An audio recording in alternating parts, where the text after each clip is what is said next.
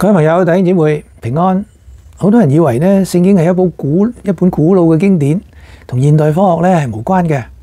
但係我哋細心查考聖經咧，我哋會驚訝地發現其中咧係蘊含咗好多超時代嘅科學洞見嘅。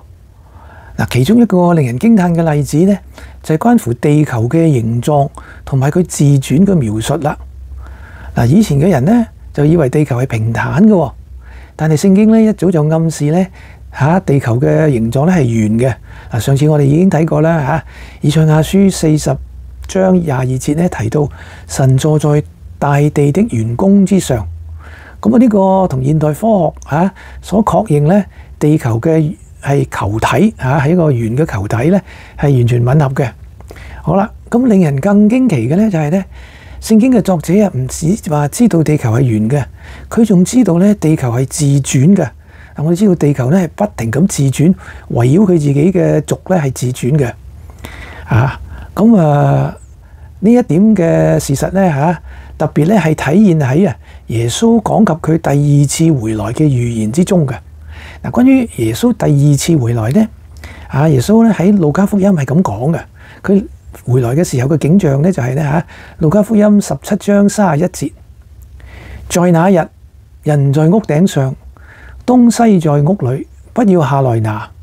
我告訴你們，在那一夜，兩個人在一張床上，一個被接去，一個被撇下。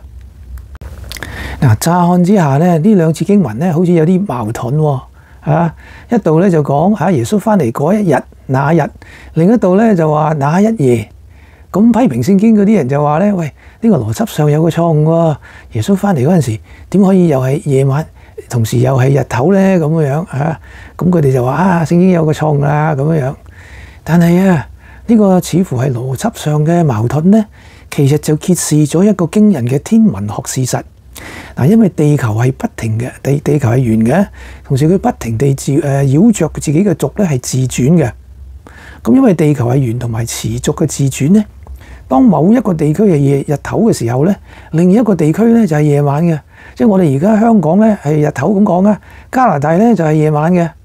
咁所以當耶穌回來嗰一刻當耶穌降臨全地嘅時候無論何時對某些人嚟講咧係那日咁佢哋日頭正係工作緊，對另外一啲人嚟講咧就係那一夜，佢哋咧正係喺床上睡覺嘅。咁呢個話咧就表示作者係暗示咗咧晝夜係可以同時發生嘅，因為地球咧係不停地自轉嘅。哇！好多人以為聖經同科學有衝突，信聖經嘅人咧就唔得科學化啦咁。其實唔係嘅真正嘅科學咧係同聖經所啟示嘅咧係一定吻合嘅。聖經咧係行先科學家幾千年嘅。幾千年前咧佢已經講俾我哋聽，地球係圓嘅，地球係懸浮喺空中嘅，而且地球咧係不停嘅自轉嘅。仲有好多好多天文學科學嘅事實咧，我哋遲啲會同大家分享嘅。今日咧我哋就睇睇路加福音21章33節，佢話天地要廢去，我的話卻絕不廢去。好，今日分享到此為止，下次繼續，下次再見，拜拜。